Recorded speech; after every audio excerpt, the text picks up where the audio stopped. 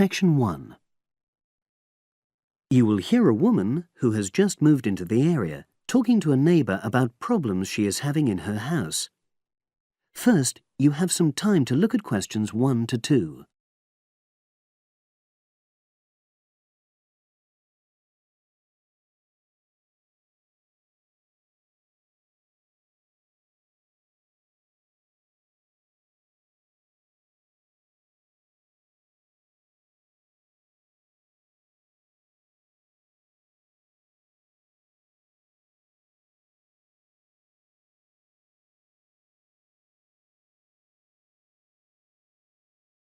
You will see that there is an example which has been done for you. On this occasion only, the conversation relating to this will be played first. Oh, hi Ruth. How are you? I'm sorry to bother you, Alistair, but I've been having some problems. Oh, come on in. What's happened? Basically, I had a leak from one of the pipes in the bathroom, and water started coming through downstairs, and the kitchen ceiling's badly stained. I've got the leak fixed temporarily, but I wasn't happy with the plumber, and I wanted to ask your advice. Of course. Well, the first thing I'd say is make sure you choose a local company. That way, if things go wrong, you're close by and it just makes things easier. Alistair says that Ruth should choose a local company, so local has been written in the space. Now we shall begin. You should answer the questions as you listen, because you will not hear the recording a second time. Listen carefully and answer questions 1 to 2. Oh, hi Ruth.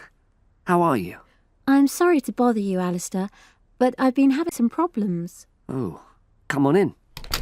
What's happened? Basically, I had a leak from one of the pipes in the bathroom, and water started coming through downstairs, and the kitchen ceiling's badly stained. I've got the leak fixed temporarily, but I wasn't happy with the plumber, and I wanted to ask your advice. Of course. Well, the first thing I'd say is make sure you choose a local company. That way, if things go wrong, you're close by and it just makes things easier. Let me write this down. Right. Yes. The plumber who fixed things yesterday was from quite far away, but I chose him because his advert said he did emergency repairs. Well, fair enough. You needed something in a hurry. But another piece of advice I'd give is try to avoid calling anybody on weekends. That'll really bump up the prices. Leave it till Monday if you can. Well, yes, I think I can do that, because the temporary fix should hold. And obviously I'll need the ceiling plastered and eventually redecorated. Yeah, sure. So who would you recommend? Is there a directory? Well, there's quite a good website covering this sort of work. It's www.plasdeco.com. Is that with a K? A C. PLASDECO.com. Got it. Well, I'll try and have a look at that. Yes, it gives price and quality comparisons. Oh, that'll be useful. But I find personal recommendations really helpful as well. You know, you can find out whether you can rely on the company. Well, I know a couple of reasonable plumbers and also some plasterers. Great. Before you hear the rest of the conversation, you have some time to look at questions 3 to 10.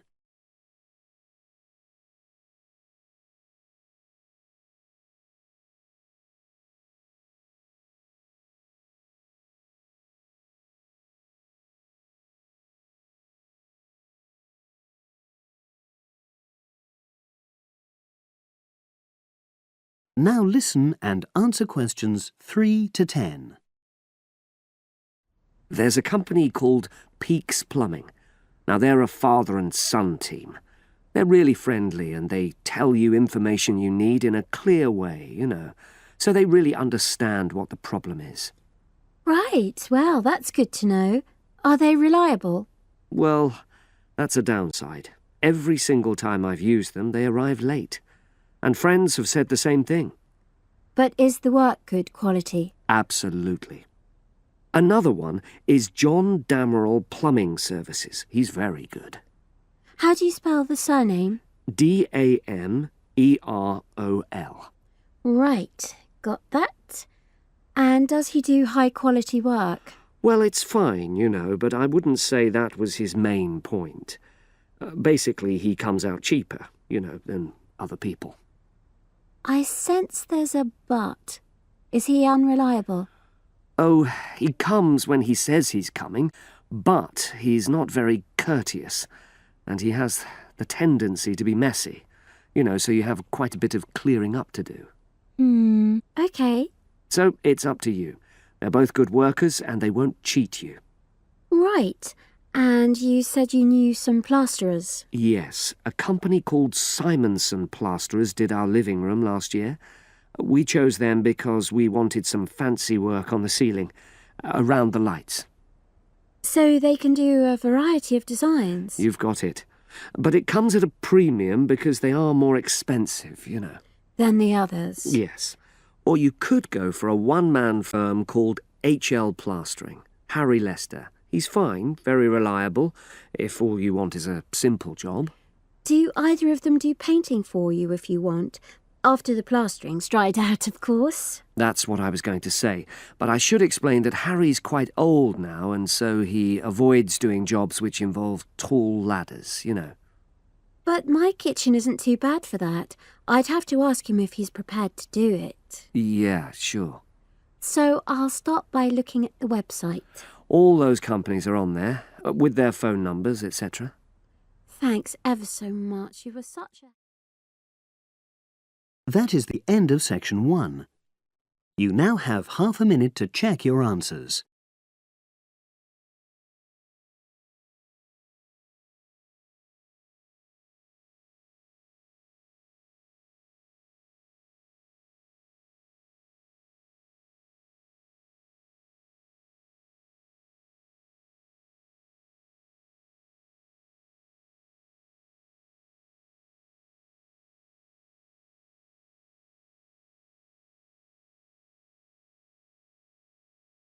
Now turn to section 2.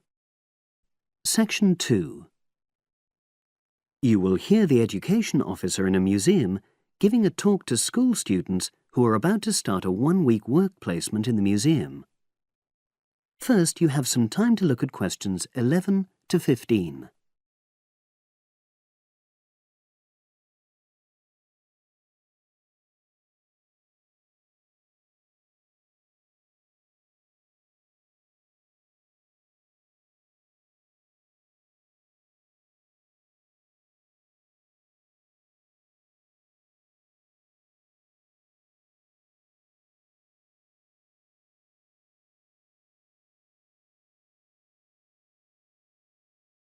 Now listen and answer questions 11 to 15.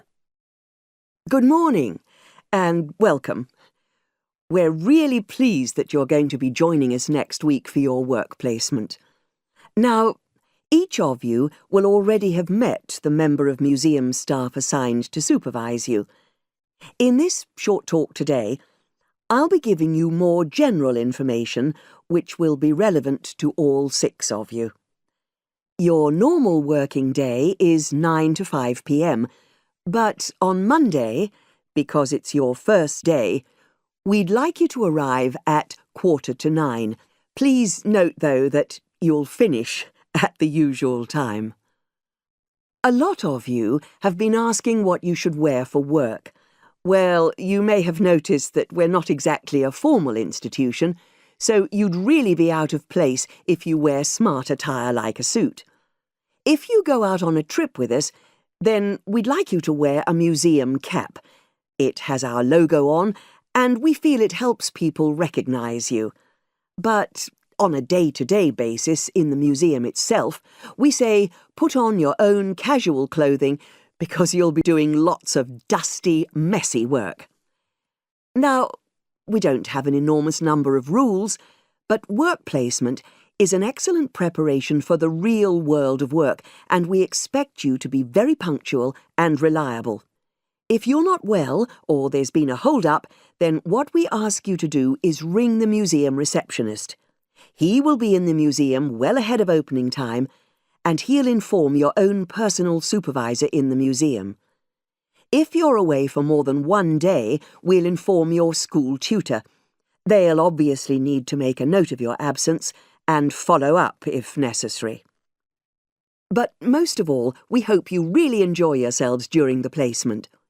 Students say they have a lot of fun, whether it's working with kids in our art workshops held every Monday, or, the most popular, when they go out on our outreach work to residential homes, recording elderly people's memories of school days for our oral history project. So, we hope you feel excited by the prospect of starting next week and well prepared. Your personal supervisor will be there to help you with our health and safety requirements when you start next week, and your supervisors will also brief you about the background to the museum, summarising all the huge amount of information on our website.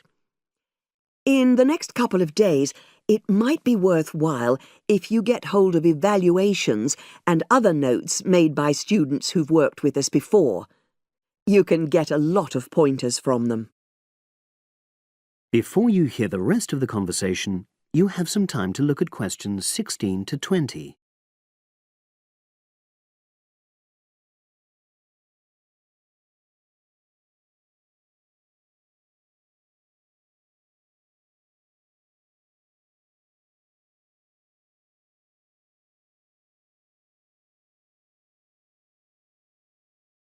Now listen and answer questions 16 to 20. Now, before I finish today, I wanted to help you find your way around the museum. When you start next Monday, the first thing you'll need to do is sign in. Come through the main entrance and you'll see the main staircase straight ahead. To the right of this is the statue of the horse, and just behind that is a door. Go through that, and that's the sign-in office. Now, on the first day, you'll be working in Gallery 1. You'll find this as follows. In the central courtyard area, close to the entrance, there's a large chest where visitors put donations for the museum. The door just behind that leads to Gallery 1. The workshop you'll be taking part in starts at 11, but if you want to go in earlier, you can get the key and let yourself in. The key box is quite hard to find. Walk behind reception, and it's between the large gallery and the bookshop. I haven't mentioned breaks, lunch, etc. Unfortunately, our cafe's closed at the moment, so your best bet is to bring a packed lunch. We tend to have our sandwiches in the kitchen area. Go round the reception desk and you'll see a small circular cabinet. The door to the kitchen area is just behind that. Now, every day we put up notices about what's happening in the museum. Your supervisor will brief you, but if you want to check up on details, look on our staff notice board. This is in the corner of the play area, at the back, on the wall of Gallery 3. If you have any questions, I'd be happy to help. That is the end of section 2. You now have half a minute to check your answers.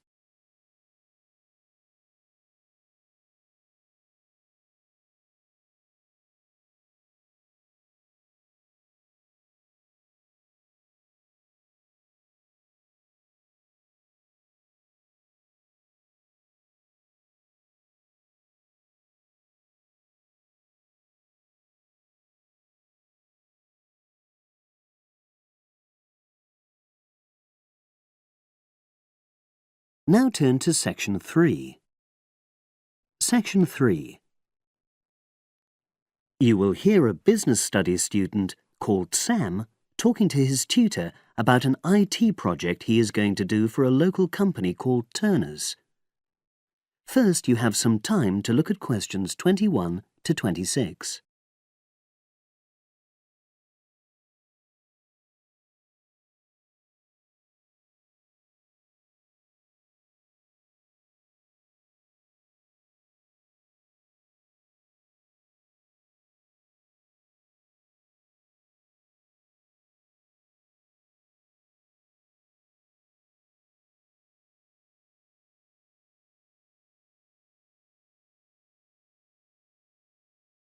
Now listen and answer questions 21 to 26.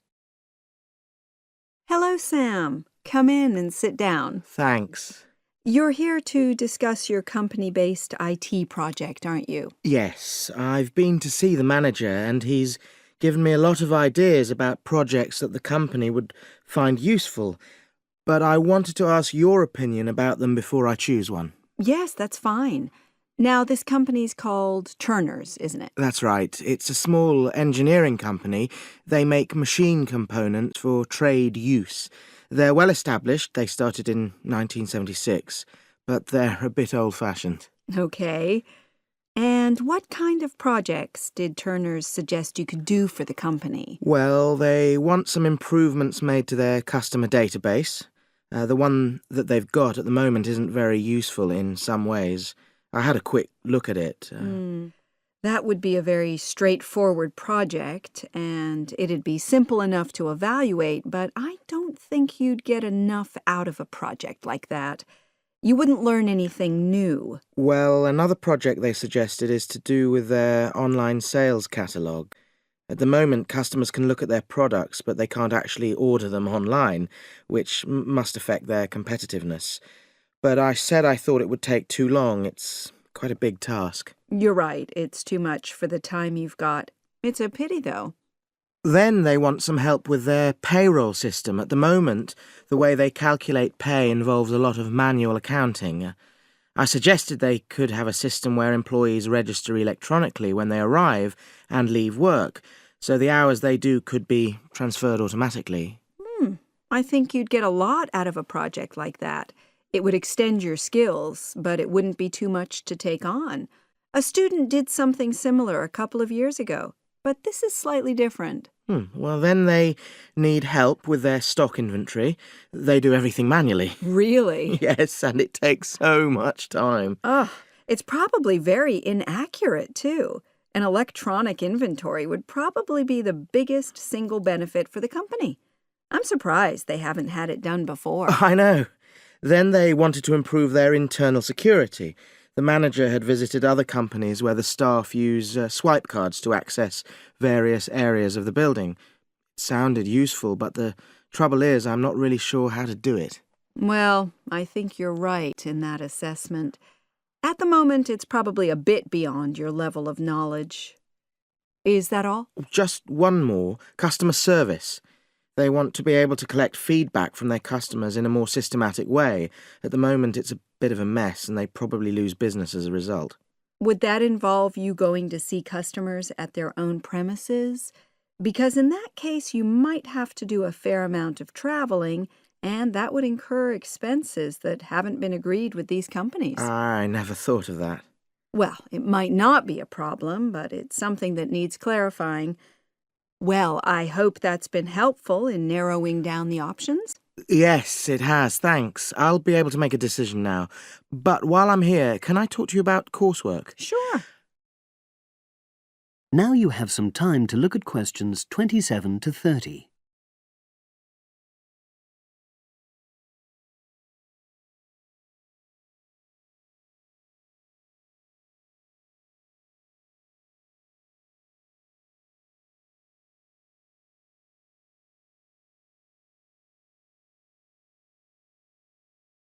Now listen and answer questions 27 to 30. I'm not very happy about the way our group assignment is working. There are some problems. Oh, dear. Are people just not getting on with each other? That's the worst thing. Actually, we're all friends. It's not that. But when we're having a discussion about the assignment, one or two people end up doing all the talking and the rest don't say anything. It's a bit frustrating because we need plenty of debate. Well, that's a common observation. You're studying in a group with people from all over the world, and you all have your own ways of participating. In some places, students are more used to listening than talking, and vice versa. I suppose you're right. I'll try to remember that. Does everyone pull their weight as far as sharing the workload is concerned? I'd say they do, yes. And our group elected a leader. She's very good at making sure no one's overloaded. But personally, I feel that there are just too many of us in the group. Whenever we try to arrange a meeting, there's always at least one person who can't make it. It's not anyone's fault, it's just that we've all got slightly different timetables. Well, I'm glad you've talked to me about it. Feedback is always useful. Is there anything else you're concerned about? There are a couple of problems with lecturers that all the students are talking about. Last semester we had negative feedback about the way lectures were organized. There were several occasions when the wrong room had been booked or the same room had been booked twice, that sort of thing. Is that still a problem? That hasn't happened at all as far as I know. Oh, good. It's sorted out then. But I don't know the reason, but some of the staff often turn up late, so we miss 10 or 15 minutes of our lecture time. It might be because they've been copying handouts for students. I think there's a queue for the machine sometimes.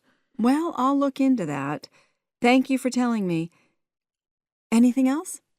The other thing is that it can be very difficult to get to see a lecturer individually. They're all very supportive and friendly when you do manage to find them, but often they're not in their office, even at times when they're meant to be available for consultation. Okay, that's helpful. Now, before you leave, That is the end of section 3. You now have half a minute to check your answers.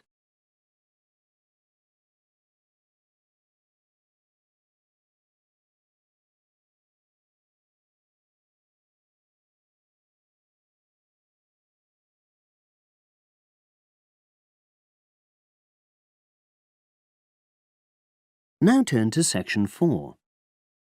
Section 4. You will hear a wildlife expert giving a talk to a group of bird lovers in the UK about a species called the tawny owl. Before you listen, you have some time to look at questions 31 to 40.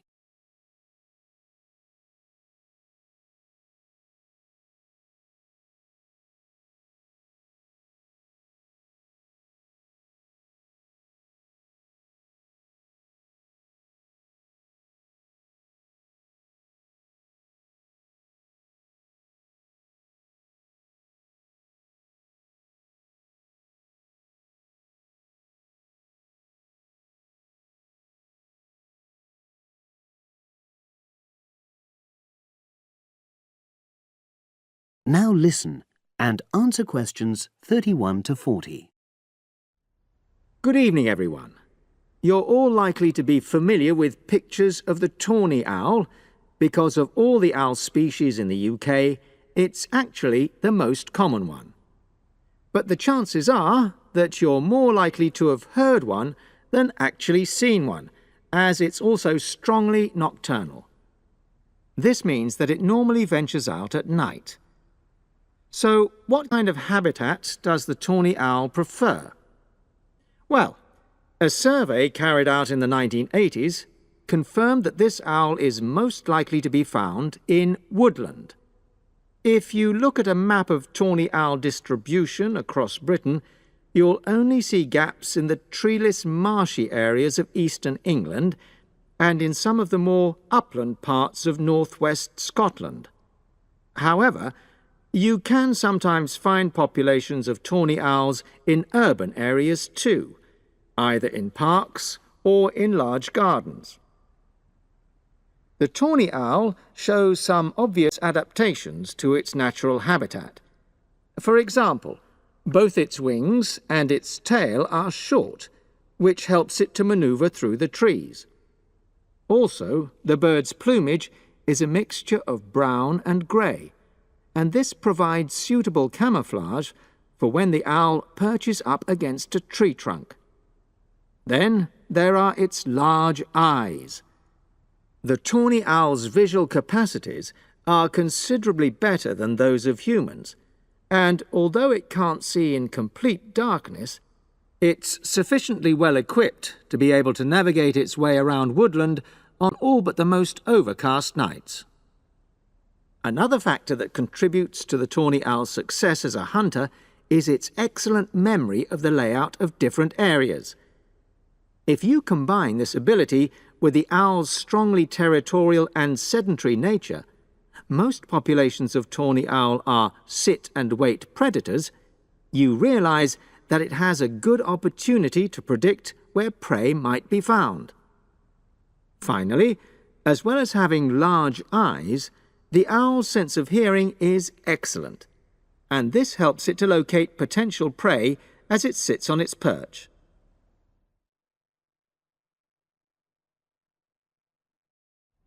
Turning now to the tawny owl's diet.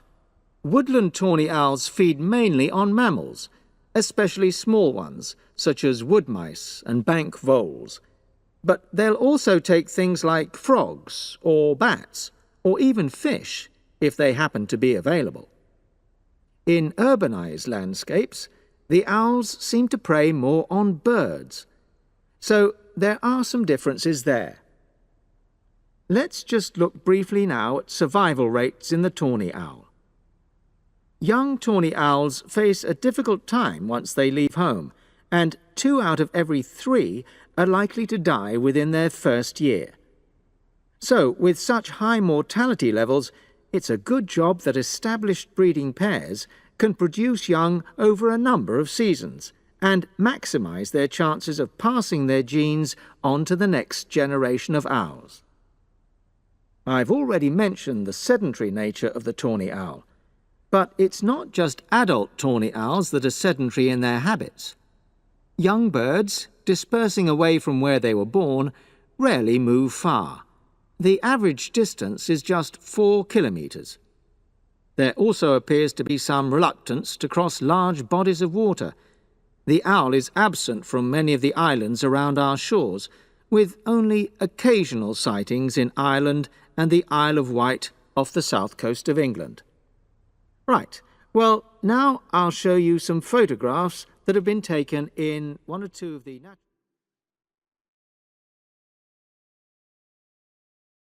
That is the end of section 4. You now have half a minute to check your answers.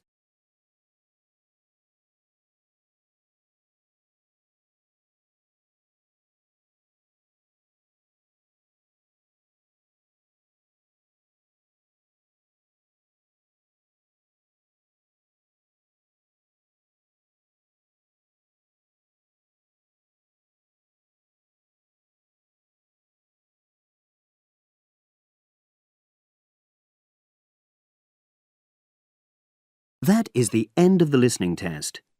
You now have 10 minutes to transfer your answers to the separate answer sheet.